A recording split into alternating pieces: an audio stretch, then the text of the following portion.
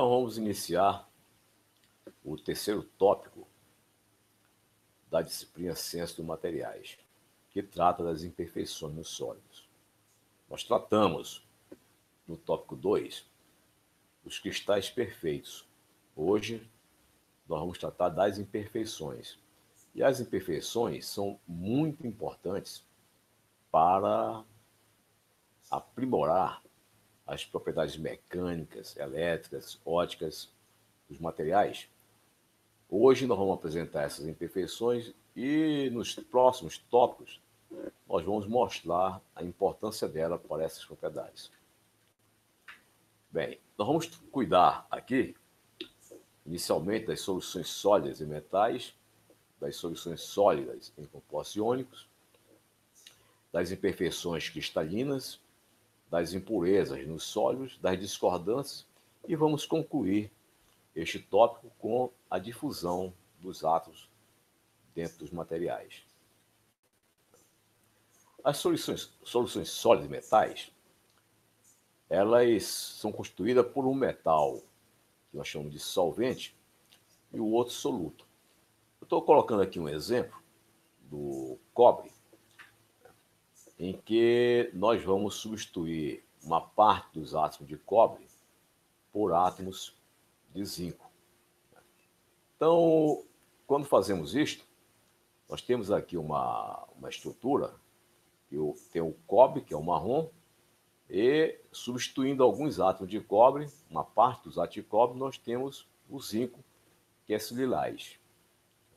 Isso pode acontecer, né, a alta temperatura, um processo de construção a alta temperatura. Muito bem. Agora, isso só é possível, só é possível fazer esse tipo de solução quando os átomos envolvidos, aqui o caso, por exemplo, o cobre e o zinco, eles possuem aproximadamente as mesmas dimensões. Além disso, eles devem também ter aproximadamente a mesma estrutura eletrônica. Quer dizer, a estrutura eletrônica tem que ser semelhante, assim como as dimensões têm que ser bem próximas uma da outra. Por que isso? Caso seja muito diferente, por exemplo, se o zinco tiver um raio muito maior do que o cobre, ele não vai conseguir ocupar esse espaço que antes era ocupado pelo cobre. Ele vai distorcer essa rede aqui e não vai conseguir penetrar. Bom, mas neste caso aqui em particular, o cobre e o zinco têm uma estrutura eletrônica muito semelhante. Observe que o cobre, tanto o cobre como o zinco, eles possuem um caroço atômico, né, formado pelo argônio. Logo depois vem uma camada 3D com 10 elétrons e depois uma camada 4s, onde o cobre tem um elétron nessa camada e o zinco tem 2 elétrons. Então são muito semelhantes as estruturas eletrônicas. E os raios deles também são muito próximos. O raio do cobre é 1,278 angstrom e do zinco 1,332 angstrom. De maneira que, fazendo essa mistura, nós temos um outro material chamado latão, que tem grande utilidade na indústria. A distribuição desses átomos de zinco dentro dessa matriz do cobre, ela é aleatória e pode chegar até 40% do total de átomos que tem nesse sistema. Muito bem.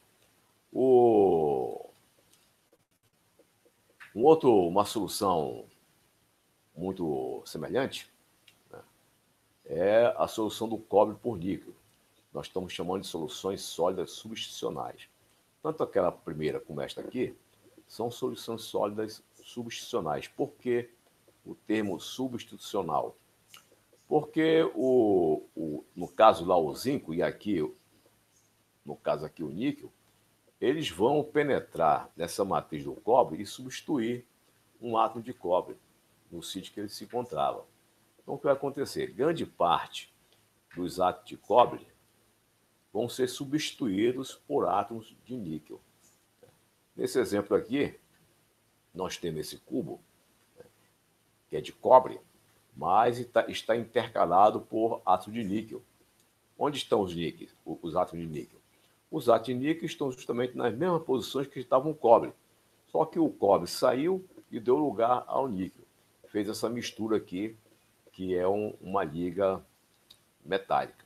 Neste caso, também, observe aqui, ambos, o cobre e o níquel, têm o caroço do argônio.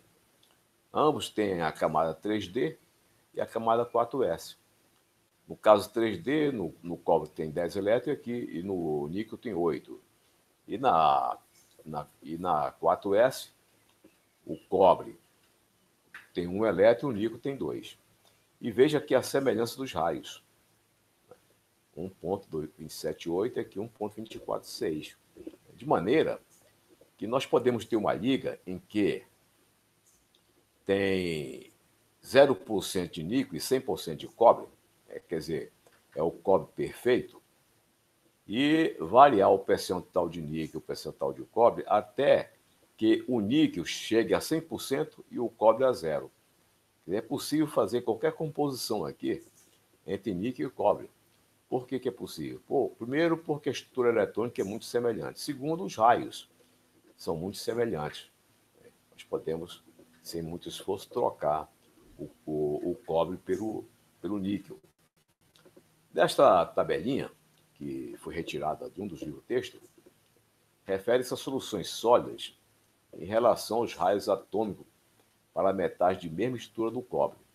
Então você observa aqui, nós temos de um lado o soluto, uma coluna soluto, outra coluna solvente. No caso aqui, por exemplo, o cobre é o solvente e esses átomos aqui são os solutos. Nós vamos introduzir esses átomos no cobre. O cobre é a matriz. Nós vamos introduzir esses átomos no cobre. Observe aqui a relação entre o raio aqui. A relação entre o raio do níquel e do cobre é 0,98, é quase 1. De maneira que nós podemos trocar até 100% de todos os átomos de cobre por átomos de níquel. Até 100%. Quando vem aqui para a prata, por exemplo, essa razão é 1,44 para 1,27, 1,14. Aumentou bastante em relação ao 98. Então só é possível 8%. Substituir 8% de prata no cobre. Isso aqui é impossível, aqui não se conhece. Então, dependendo da razão entre os raios, se a razão for próxima de 1, facilita a ver a solução. Se for muito diferente de 1, dificulta ver a solução. Aqui é um gráfico representativo da solubilidade máxima dos átomos. Ora, quanto mais próximo, e aqui embaixo o quociente de raios, né, entre o raio do soluto e o raio do solvente. Você observe quando está aqui na faixa em torno de 1, a solubilidade chega a 100%.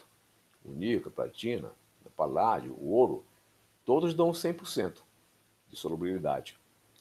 Quando passa para o alumínio, que já é um raio bem maior, o alumínio tem um raio bem maior, a solubilidade cai para aproximadamente 20%. A prata menor ainda e o chumbo menor ainda. Então a solubilidade está relacionada muito fortemente com a razão entre os raios dos átomos que estão envolvidos na formação da liga. Um exemplo aqui, nós vamos fazer o seguinte. Nós vamos pegar uma liga que tem 80% em peso de alumínio e 20% em peso de magnésio. E nós queremos saber qual o percentual de alumínio, de átomo de alumínio, e qual o percentual de átomo de magnésio que entra nessa liga. Aqui nós temos em peso, e nós temos a composição em peso, e queremos saber a composição em percentagem de átomo de cada um. Como é que nós vamos fazer? Vamos supor, uma aqui é 80%, aqui é 20%, vamos supor que em 100 gramas de liga, nós temos 80 gramas de alumínio e 20 gramas de magnésio. E o que nós vamos fazer? Nós vamos calcular a quantidade de átomo de alumínio, que existe em 80 gramas, e a quantidade de átomo de magnésio, que existe em 20 gramas. É isso que nós queremos. Calculado as duas quantidades, daí nós somamos as duas e nós vamos ter o número total de átomos em 100 gramas de material. Como eu sei a quantidade de átomo de alumínio e eu sei a quantidade de átomo de magnésio, eu divido pelo total e vou achar o percentual da quantidade de átomos de cada elemento químico que está compondo essa liga. Então, vamos fazer para o alumínio, e o mesmo cálculo vamos reproduzir para o magnésio. Eu começo fazendo o seguinte, eu começo determinando a massa de um átomo de alumínio. Quanto é a massa de um átomo de alumínio? É dado por essa expressão aqui em gramas, onde esse A é a massa atômica e Na é o número de Avogadro. O número de Avogadro é isso, a massa atômica eu vou na tabela periódica e coloco aqui 26,98, a massa atômica do alumínio. Esse resultado é dado em gramas, está entre colchete aqui, é dado em gramas, é a unidade. Muito bem. Agora eu faço uma regra de 3. Eu sei o seguinte, que um átomo de alumínio tem esta massa. Mas eu quero saber o seguinte, uma massa de 80 gramas, quantos átomos tem de alumínio? Isso que eu quero saber. Então eu faço essa proporção aqui, essa regra de 3. Um átomo de alumínio está para esta massa, em gramas, como N átomos de alumínio está para 80 gramas. Faço a regra de 3, multiplico esse por esse, etc. E tiro o valor de NaL, que dá 2,97 vezes o número de Avogadro. Eu não vou substituir o número de Avogadro, esse número aqui, porque no final das contas ele vai cancelar. Então não precisa fazer essa conta, vamos deixar ele aí. Agora fazer o mesmo cálculo para o magnésio. A massa do magnésio é dada por isso aqui, massa atômica do magnésio, o número de Avogadro, a massa atômica vai na tabela periódica, é isso, o número de Avogadro é isso. Muito bem, faço aqui a proporção, um átomo de magnésio tem esta massa, calculada aqui. Então, N átomos de magnésio tem 20 gramas. Tem em 20 gramas. Faço a regra de 3 e tiro que o número de átomos de magnésio é dado por isso aqui. Muito bem. Agora, o que eu vou fazer? Eu tenho o número de átomos de alumínio participando daquela liga e eu tenho o número de átomos de magnésio participando daquela liga. O total de átomos, quanto é? O total de átomos é a soma dos dois. É o número de átomos de alumínio mais o número de átomos de magnésio. O número de átomos de alumínio é isso que está aqui. O número de átomos de magnésio é isso que está aqui. Eu somo e deu isso. Então, esse é o número total de átomos que constitui 100 gramas desta liga. Essa quantidade de átomos que constitui 100 gramas desta liga. O que eu vou fazer agora? O que eu quero é qual a percentagem atômica de cada átomo. Então eu faço o seguinte, se eu quero saber qual a percentagem em átomos, né, do alumínio, eu divido a quantidade de átomos de alumínio pela quantidade total de átomos. Se eu quero saber a percentagem de átomo de magnésio, eu divido o total de átomos de magnésio pelo total de átomos. Então faça a conta, o percentual de alumínio é o número de átomos de alumínio dividido pelo total vezes 100. Percentagem de magnésio, número de átomos de magnésio dividido pelo total vezes 100. Faço essa conta e tenho 78,36% são constituídos de átomo de alumínio e 21,64% de átomo de magnésio. Então, esta liga, que tem 80 gramas de alumínio e 20 gramas de magnésio, em termos de átomos, o alumínio participa com 78,36% de átomos e o magnésio participa com 21,64% de átomos. Muito bem. Vamos em frente com as soluções sólidas ordenadas. Nessa composição, na construção das soluções, é possível, os casos que nós vimos agora é aleatório, mas é possível também ter situações ordenadas, né, sob controle de temperatura, pressão e fazer a fabricação do material de forma ordenada, como esta aqui. Nós temos um tipo de átomos vermelho, né, intercalado com esses átomos azuis. É uma solução sólida, nós chamamos de ordenada. E tem as soluções sólidas intersticiais. O que é intersticial? Vamos ver um exemplo aqui. Vamos pegar o ferro. O ferro, quando ele está a uma temperatura abaixo de 910 Celsius, ele tem essa célula unitária BCC. Né? É o quê? É o cúbico corpo centrada. Tem um átomo em cada vértice. Além do átomo em cada vértice, de um átomo em cada vértice, tem um átomo no centro do cubo. Então, abaixo de 910 Celsius, o ferro tem essa estrutura.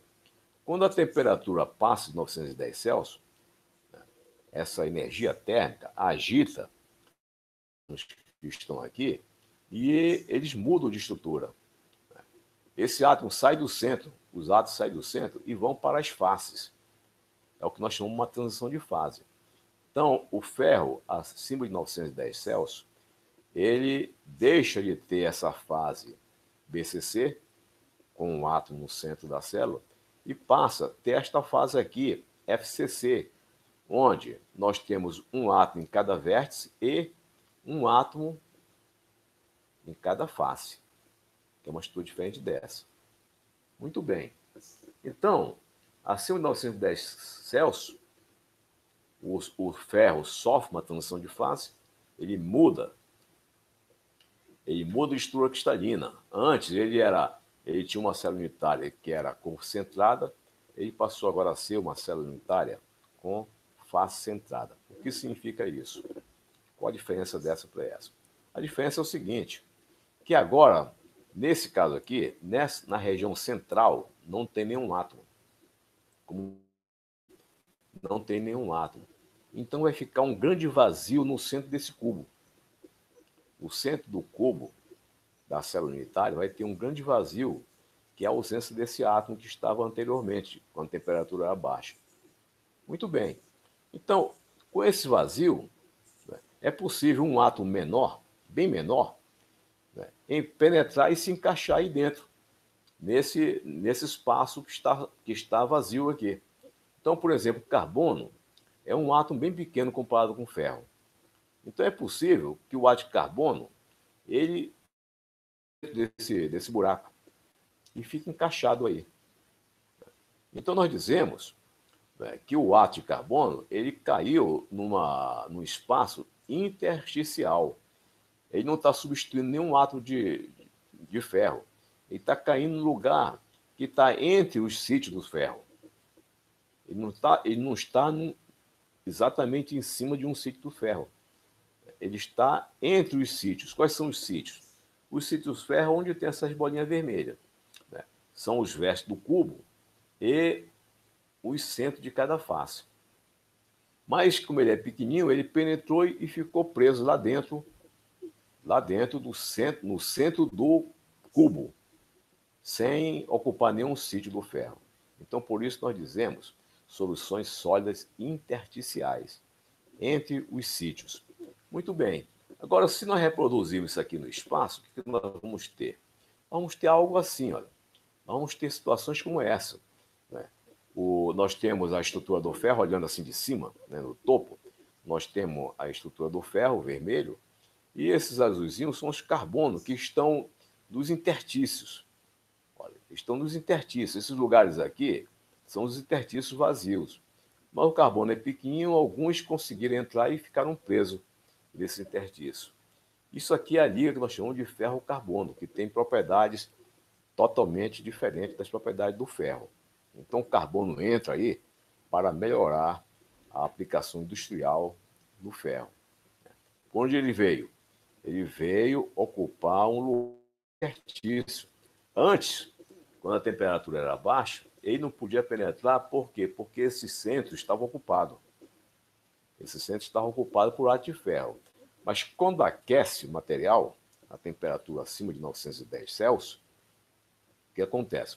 O ferro sofre uma transição de fase, sai de uma rede BCC e passa para uma rede FCC, e com isso dá a oportunidade do carbono entrar, formando então esta solução sólida intersticial. Por que intersticial? Porque o carbono entrou nos interstícios da rede do ferro. Muito bem. Temos também as soluções sólidas em compostos iônicos. Nós vimos ali antes com metais, aqui são compostos iônicos. Então, tem os compostos iônicos, o óxido de magnésio, o vermelho é o oxigênio e o amarelo é o magnésio, que estão intercalados, desta forma que está aqui. Eles estão intercalados, né? O raio do magnésio é em torno de 0,78 angstrom. E o raio do ferro é em torno de 0,83. São muito próximos esses raios, não é muito diferente. São muito próximos. Muito bem. Então, devido a isso aí, eu vou poder substituir um ferro, um magnésio por um ferro. Como eles têm um raio muito próximo, Então, o que vai acontecer? É possível, dada essa diferença pequena entre os raios, que um ferro que vem de fora, ele substitua o átomo de magnésio. Então, em alguns sítios aqui, que era amarelo antes, passou a ser azul. O azul, eu estou representando o ferro. Então, aqui eu tenho o vermelho, o oxigênio, o ânion, o amarelo, o cátio, que é o magnésio, e em alguns sítios do cátio, do amarelo, como o ferro tem o raio aproximadamente igual ao magnésio, o ferro substituiu o magnésio e formou essa outra solução sólida aqui que nós chamamos soluções sólidas em compostos iônicos, porque todos eles são íons, o magnésio, o oxigênio e o ferro. Muito bem. Agora, observe que essas cargas, né, que nós estamos substituindo, aqui nós tínhamos magnésio e substituímos por ferro. Essas cargas também são iguais. Aqui era 2 mais e aqui também permaneceu 2 mais. Então a carga do íon substituído e a carga do novo íon devem ser iguais para formar essa solução sólidas nos compostos iônicos. Muito bem, agora vamos ver as imperfeições dos cristais. Essas imperfeições elas são muito importantes. Estou colocando agora apenas as definições, mas quando nós formos estudar as propriedades elétricas, as propriedades óticas, etc., nós vamos ver a importância dessas imperfeições nos cristais. A eletrônica depende muito dessas imperfeições. Se os materiais fossem todos perfeitos, a eletrônica teria um grande prejuízo. Então é preciso das imperfeições. Quando não existem as imperfeições, os homens criam, né, artificialmente essas imperfeições. Então vamos começar com os defeitos pontuais. Defeitos pontuais é tipo esse aqui. Por exemplo, eu tenho aqui um material, né, que está essa rede vermelha, e pode ser que num desses sítios aqui esteja faltando. Se estiver faltando, que é o caso aqui, está faltando um átomo. Então nós dizemos que isso aqui é um defeito pontual chamado lacuna, é um vazio. Está faltando um átomo. Essa lacuna produz grandes efeitos na eletrônica do material, né? Muito bem. Da mesma maneira, nesses intertícios que estão aqui, eu pintei de amarelo esse intertício aqui, de repente pode entrar uma impureza aqui dentro. Pode entrar uma impureza aqui dentro, dando outra característica para o material. Agora, a formação dessa lacuna depende de energia. A formação da lacuna é dada por essa expressão aqui, ó. A formação da lacuna. O L aqui é de lacuna.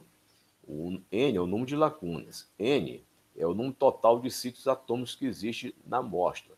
Exponencial menos QL é a energia necessária para formar essa lacuna. E KBT, o KB é a constante de Boltzmann, e T é a temperatura absoluta, que é dada em Kelvin. Então, essa expressão é aproximadamente a quantidade de lacunas que pode existir no material, que depende dessa energia aqui de formação. Quanto maior for a energia de formação, mais difícil é formar as lacunas. Muito mais difícil será formar as lacunas. E quanto menor essa energia, mais fácil é formar essas lacunas. Então, esse é um dos defeitos pontuais.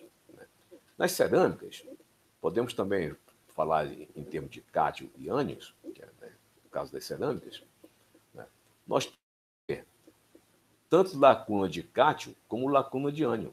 Por exemplo, aqui nós temos uma lacuna de cátio. Aqui tem uma lacuna de ânion. Aqui falta um amarelo, que é um cátio, aqui falta um vermelho, que é um ânion. Então nós podemos ter lacuna de cátio, lacuna de ânion ou de ambas, né? E podemos também ter os cátion intersticial. Observe aqui que em cada intertício desse só tem um cátion. Mas de repente pode ocorrer por algum defeito na formação que mais de um cátion caia dentro desse intertício. Então aqui nós dizemos que nós temos um cátion intersticial. Um deles veio de fora.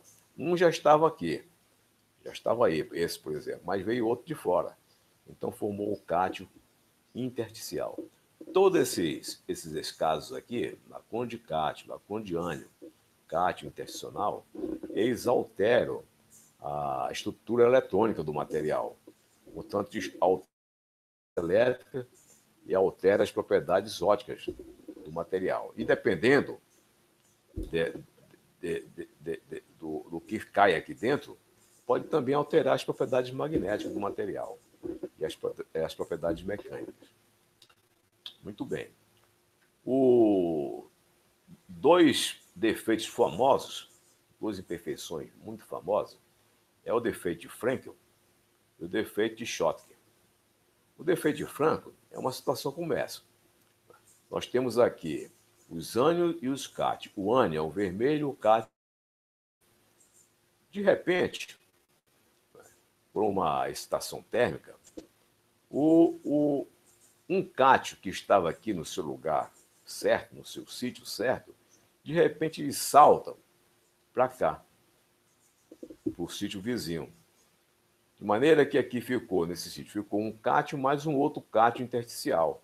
E aqui ficou uma vacância. Então, esse defeito é conhecido como defeito de Frenkel, que muda as propriedades material. Um outro defeito era o seguinte: nós temos aqui uma situação que nesse sítio está faltando um ânion, um vermelho, está faltando um vermelho. E nesse sítio está faltando um cátion, está faltando um amarelo.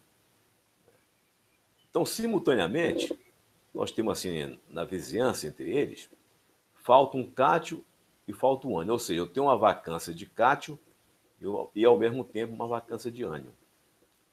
Esse defeito nós chamamos de defeito Schottky.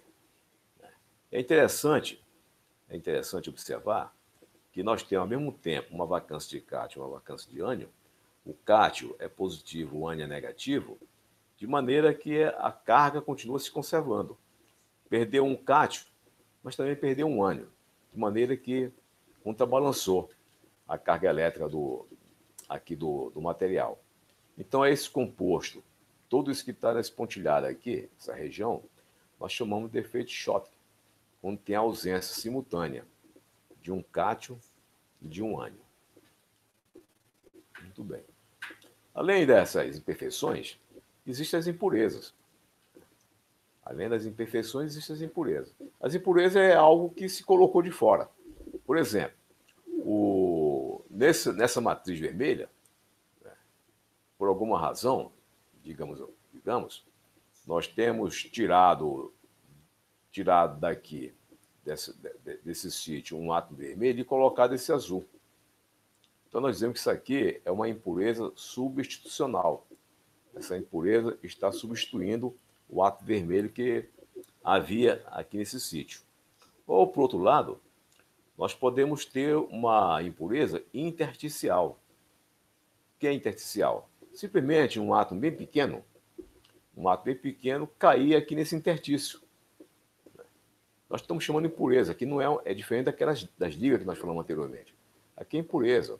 Por que impureza? É um número muito pequeno comparado com o total de átomos que tem no material, um certo volume.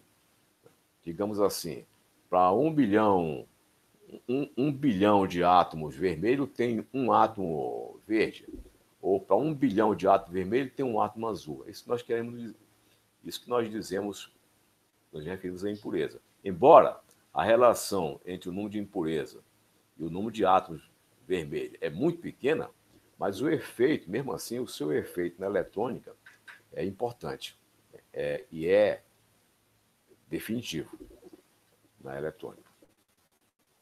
Muito bem. Nas cerâmicas, nós temos esses dois tipos de materiais, o ânion e o cátion. Então, aqui o ânion e o cátion. Então, nós podemos ter também aqui as impurezas substitucionais.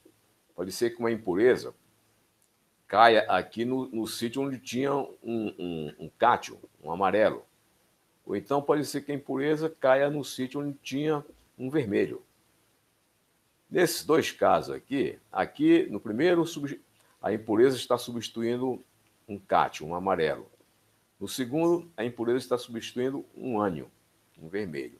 Então, ambas são impurezas substitucionais. Aqui, nós temos o quê? Esse átomo azul, que é a impureza, ela caiu no interstício. Ela afastou um pouquinho o cátion e caiu nesse interstício aqui. Então, nós dizemos que aqui na cerâmica, nós temos o átomo de uma impureza, átomo de impureza intersticial. A impureza caiu nesse interstício, afastando um pouquinho o cátion. Muito bem. Além desses defeitos, nós temos também as discordâncias. Eu vou mostrar aqui o exemplo da discordância de aresta. Digamos que aqui nós temos um cristal que tem a sua rede cristalina. Por alguma razão, houve uma tensão de cisalhamento, algo parecido, que fez com que houvesse uma deformação na rede a partir dessa linha aqui. Houve essa deformação na rede. Então, a aresta vinha nessa direção, de repente, ela inclinou e depois voltou de novo para aquela direção normal. Então, achamos isso aqui uma discordância, discordância de aresta. Se houvesse concordância, é necessário que esse átomo aqui, essa fileira de átomos, essa coluna de átomos aqui, estivesse abaixo dessa coluna aqui. Mas ela não está, ela está um pouco deslocada. Então, nós chamamos isso aqui de uma discordância de aresta, e é devido a um processo construtivo por via de tensões tangenciais. Então, aqui eu estou colocando mais claramente. Nós temos aqui uma rede e fazemos aqui uma tensão de cisalhamento. Quando nós fazemos uma tensão de cisalhamento aqui em cima, nós vamos ter um plano de escorregamento, que é onde está esse pontilhado aqui. E uma linha de discordância de aresta. Aí tem a linha de discordância de aresta. Por quê? Porque antes vinha numa direção, inclinou, depois voltou para a mesma direção. Então tem uma discordância de aresta aqui. Eu faço a tensão, eu mantenho essa tensão. Vai chegar um momento que essa tensão é tão forte que a parte de cima vai deslocar um parâmetro de rede. Quando essa parte de cima desloca um parâmetro de rede, tudo volta ao normal. A parte de cima deslocou um parâmetro de rede para a direita, então tudo passou a se encaixar novamente. Só que agora, nós temos uma unidade aqui, um parâmetro de rede de escorregamento. Escorregou para cá um parâmetro de rede. Muito bem, o que vai acontecer? Quando nós soltarmos a tensão de cisalhamento que fizemos aqui, o que vai acontecer? Esses planos não vão voltar para a posição inicial que antes eles tinham. Por quê? Porque aqui eles chegaram a uma energia mínima de novo. Eles não vão retornar. Então aqui nós podemos associar com esse procedimento as deformações plásticas que nós vamos ver no futuro. A deformação plástica qual é? É aquela que o material é tensionado, quando alivia, quando retira a tensão, ele não volta mais para aquela posição inicial dele. Ele encontrou uma outra configuração de equilíbrio. Muito bem. E tem também a discordância espiral. Como faz o cisalhamento, você vê que tem uma discordância espiral no material. Como faz a torção, vai ter essa discordância espiral aqui. Muito bem. Que pode ser visto com mais detalhes aqui. Aqui nós estamos fazendo uma tensão, revisando, nós estamos fazendo uma tensão e um plano desliza sobre o outro. Quando esse plano desliza sobre o outro, nós vamos ter essa discordância aqui, que a gente chama de discordância de aresta. E no segundo caso, nós temos essa tensão que tem uma pequena inclinação aqui. Essa pequena inclinação vai dar origem ao que nós chamamos de discordância espiral. Muito bem. Finalmente, vamos concluir com a difusão. Nos sólidos, os átomos também podem se movimentar. Assim como na solução aquosa de cloreto de sódio, nós temos sódio e o cloro dentro d'água. Se nós passarmos uma corrente elétrica, ou uma diferença potencial, o que vai acontecer? O cloro é negativo, vai na direção positivo, e o sódio, que é positivo, vai para a direção negativa. Eles se separam. Então tem um movimento de átomos ali, né, através do líquido. Mas nos sólidos, embora sejam sólidos, existe possibilidade também dos átomos se movimentarem, se deslocarem. Uma situação, por exemplo, aqui, é uma situação normal. O campo elétrico é zero, situação normal, vamos supor que a temperatura seja baixa. Então, cada átomo, nós temos os íons positivos, os vermelhos, e os negativos, os amarelos, cada um no seu respectivo sítio. Vamos supor que a temperatura seja baixa e não tem nenhum campo aplicado. Se nós aplicarmos um campo elétrico, botar aqui uma placa positiva, aqui uma placa negativa aqui embaixo, nós fizermos isso, o que vai acontecer? Este lado positivo vai atrair os íons negativos. E esse lado negativo vai atrair os íons positivos. Então vai haver um deslocamento de íon. Esse deslocamento de íon está ocorrendo devido à aplicação desse campo elétrico. Mas para haver deslocamento de íon, não precisa sempre aplicar campo elétrico. A própria temperatura, o próprio aquecimento, pode fazer com que os íons se movimentem. Isso vai depender da energia que está envolvendo esse íon. Então, os íons, esses íons, voltando para cá, na verdade, a uma determinada temperatura, eles estão chacoalhando tipo osciladores harmônicos, eles não estão parados. E quando a temperatura chega a um certo valor, é possível, de repente, um íon se deslocar. Tem várias formas que eu vou apresentar para vocês. E esse deslocamento, ele cria uma difusão. Por exemplo, vamos supor que aqui nós tenhamos desse lado o cobre a alta temperatura e desse lado o níquel. O que vai acontecer? A alta temperatura, o cobre vai difundir e vai atravessar essa região e passar para o outro lado. E o níquel vai sair daqui e vem para esse lado. Quer dizer, esse lado esquerdo é uma fonte de cobre, digamos assim. E o lado direito é uma fonte de níquel. Eles vão se deslocar dentro desse material aqui. E aqui no centro vai ficar uma mistura de cobre e níquel. Aí tem uma mistura de cobre e níquel, eu chamo uma liga de cobre e níquel. Então, a situação ficaria assim. Nós teríamos aqui, de um lado, só cobre, que é o vermelho. Do outro lado, só níquel, que é o amarelo.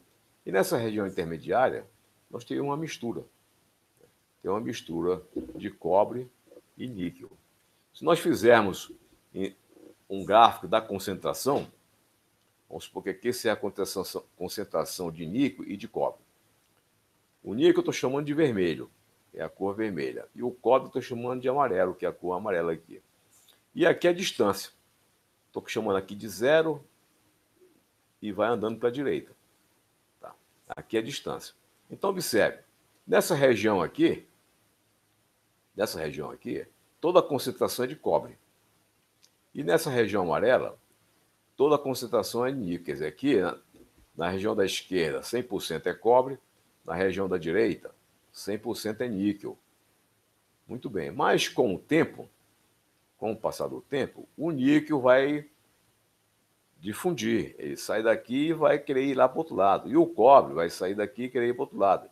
De maneira que aqui no meio fica uma mistura dos dois. Então, o que acontece? Nessa região central, né, a concentração do níquel era esse valor, ela vai caindo até ir para 0, que é como chama essa região aqui. No cobre, então o cobre começa 100%. Conforme vai andando nessa direção, a concentração de cobre vai caindo até ser 0, que é essa região do lado esquerdo, do lado direito. E a do níquel é o contrário. Vai andando para a esquerda, inicialmente toda a concentração aqui é 100% níquel. É 100% níquel. Chega um certo momento, começa a diminuir a concentração de níquel. porque tem a de cobre também aqui dentro. Começa a diminuir a concentração de níquel, e o que vai ocorrer? Aqui na esquerda vai para zero. De maneira que aqui no centro, de qualquer forma, a concentração total aqui no centro permanece a mesma, que é a soma do níquel mais do cobre. A soma do níquel mais do cobre sempre vai dar 100%. Aqui, por exemplo, o cobre está caindo, não é isso? Conforme o cobre vai caindo, indo para a direita, o níquel vai subindo, indo para a direita. De maneira que a soma das duas vai dar sempre 100%. Por quê? Porque o cobre e o níquel eles estão ocupando os mesmos sítios da rede. Então, como eles ocupam o mesmo sítio da rede, essa região central aqui vai ter uma diminuição do cobre com respectivo aumento do níquel, ou o contrário, uma diminuição do níquel e um aumento do cobre, mas sempre a soma total vai dar 100%. Então, isso é um processo de fusão que ocorre dentro de materiais. Como é o mecanismo? O mecanismo é o seguinte: os materiais, já vimos, eles não são perfeitos, eles têm defeitos. E os defeitos são bons, os defeitos são importantes. Então, por exemplo, vamos olhar para esse material aqui, ele tem um defeito. Que defeito é? Essa lacuna aqui. Por alguma razão, quando se cresceu esse cristal, se construiu esse cristal, se manufaturou esse cristal, faltou um átomo aqui. Muito bem. Então existe a possibilidade deste átomo que está aqui, ele pular para o lado direito, pular para esse outro vazio que está aqui. É possível, é claro. Para ele fazer isso, precisa de energia. Porque entre esse sítio e esse tem uma barreira de potencial. Tem uma barreira de potencial e ele precisa vencer essa barreira. Então ele precisa ter uma energia térmica alta, para poder ter uma excitação e ele pular para o lado de lá, pular de um lado para o outro, passar por cima da barreira. Então, se nós olharmos para esses dois átomos aqui, esse átomo, esse sítio e esse sítio do lado, é que vai ser uma barreira de potencial aqui. Ó. Esse cara aqui está no mínimo, esse cara aqui está no outro mínimo. Tem dois mínimos. Então eu tenho um átomo aqui, que está nesse mínimo. Para ele passar para o outro mínimo, ele tem que passar por cima dessa barreira. Para ele passar por cima dessa barreira, precisa de energia. Ele precisa de energia para passar por cima da barreira. E essa energia, né, o que vai contribuir para essa energia é a energia térmica. Né? Então, além de uma energia de ativação que ele tem, é preciso também a colaboração da energia térmica, para ele saltar do lado esquerdo para o lado direito, vencendo essa barreira de potencial que tem entre os dois sítios. Uma outra forma é a seguinte: aqui nós estamos o quê? Tem as lacunas e um átomo do material está percolando através das lacunas. Para isso, ele precisa vencer essa barreira de potencial. Uma outra situação aqui é o seguinte: digamos que eu tenho esse mesmo material, não tem lacuna nenhuma, mas tem os intertícios aqui, ó. Tem esses intertícios, que são os espaços entre os átomos. Então, vamos supor que eu tenho um átomo pequenininho aqui. Vamos supor que o vermelho seja ferro e o pequenininho seja o carbono. Um átomo pequenininho aqui dentro. Muito bem. Esse átomo pequenininho, de repente, quando aquecer, ele pode pular para esse outro intertício. Ou então, pular para esse outro ou pular para esse outro. De maneira que ele pode percorrer esse material de intertício em intertício. Vai pulando de intertício em intertício, percorrendo o material, ou seja, criando um processo de difusão dentro do material. Muito bem. Para isso, ele precisa vencer também barreiras de potenciais. No caso aqui, são barreiras de potenciais periódicas, porque o intertício faz parte da rede. Ela está dentro das propriedades de periodicidade da rede. Então, nós temos aqui dentro desse intertício um potencial periódico. Tem várias barreiras. Se eu sair daqui para cá, eu tenho que passar por essa barreira. Para sair daqui desse intertício para o outro intertício, tem que passar por essa barreira. Assim vai. Então, aqui, ó, de barreira em barreira, pulando, saltando de barreira em barreira, esse átomo pequeno aqui, que eu estou supondo, por exemplo, carbono, né, no intertício do ferro, esse átomo carbono pode percolar ao longo dessa linha de intertício do ferro, né, criando a difusão. Então, a difusão tem esses dois mecanismos importantes, né? Ela pode ocorrer através das lacunas existentes, ou seja, dos defeitos existentes no material, ou então, mesmo que não tenha defeito, se o átomo for muito menor do que o átomo da matriz, pode ser que ele percole, que ele difunda através dos interstícios da rede. Como é o caso aqui, se fosse ferro, se o vermelho fosse ferro e esse azul fosse carbono. Muito bem. A difusão no estado estacionário, para concluir essa parte de imperfeições sólidos, vamos ver a difusão em estado estacionário. Imagine aqui uma área, né, e vamos supor que os átomos estão percolando perpendicularmente essa área. Do lado esquerdo, eu tenho um gás de átomos a uma pressão PA. E do lado direito, um gás de átomo a uma pressão PB. E vamos supor que a pressão do lado esquerdo seja constante e maior do que a do lado direito. Maior do que o lado direito. O que então vai acontecer? Com essa pressão do lado esquerdo maior do que o lado direito, o átomo vai ser forçado a percolar através dessa área. Então, nós definimos como fluxo de fusão, né, a razão, né, 1 sobre A. O que é o A? O A é a área perpendicular ao fluxo. Esse aqui é o fluxo, o A é a área perpendicular ao fluxo, vezes a derivada, né, da massa em difusão em relação ao tempo. Então, isso aqui nos dá o fluxo de fusão. Qual é a unidade? Nós temos o que aqui? Nós temos em cima massa, embaixo área e embaixo tempo. Então, seria massa, né, por exemplo, quilograma por metro quadrado por segundo, ou grama por centímetro quadrado por segundo. Essa seria a unidade do fluxo de difusão. Quando o sistema é estacionário, a concentração do componente ao longo do percurso, que é isso aqui, ó, ao longo desse percurso, ela varia linearmente. Então, digamos que numa certa posição A aqui, uma certa posição XA aqui, a concentração seria CA.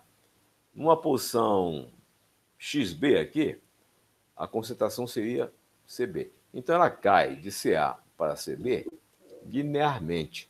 Então, os átomos estão atravessando esta superfície, né? E à esquerda, a concentração é maior do que a direita. E a variação é linear. Muito bem. Com isso, nós definimos que essa inclinação dessa reta, que é a diferença ΔC sobre ΔX. Quem é ΔC? C menos ΔC é o quê?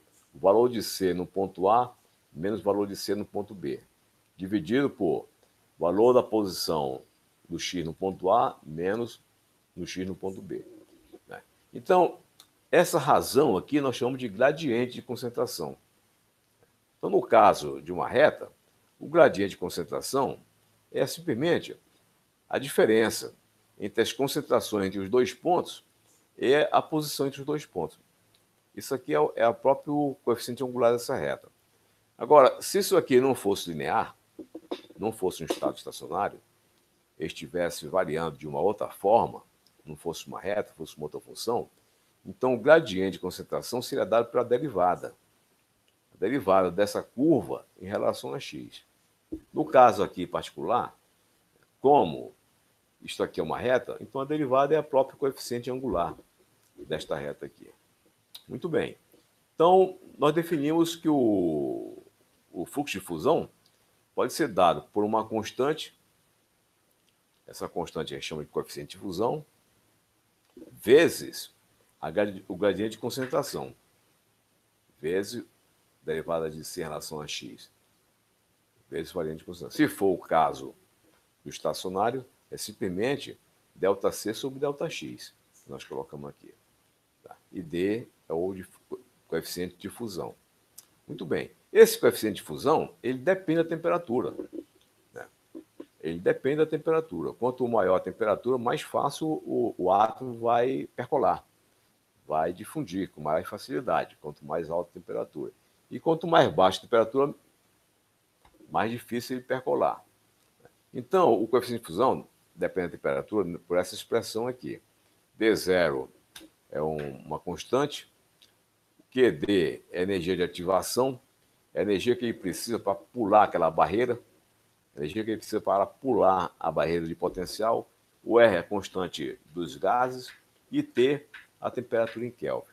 Então, essa é a expressão da difusão de átomos dentro dos materiais. Então, com isso, com o tópico 2 e o tópico 3, nós completamos essa parte estrutural dos sólidos, né? E estamos preparados para, nas próximas aulas, estudarmos as propriedades mecânicas, propriedades elétricas, ópticas, magnéticas, etc., dos materiais. Este tópico ele complementa o segundo. O segundo tratou apenas de materiais cristalinos, materiais perfeitos. E aqui nós caímos no mundo real. E os metais cristalinos eles não são tão perfeitos, porque eles têm as impurezas, eles têm os seus próprios defeitos. Esse defeito que eu apresentei aqui. Muito bem, então por aqui nós encerramos esse terceiro tópico e até o próximo tópico na semana que vem.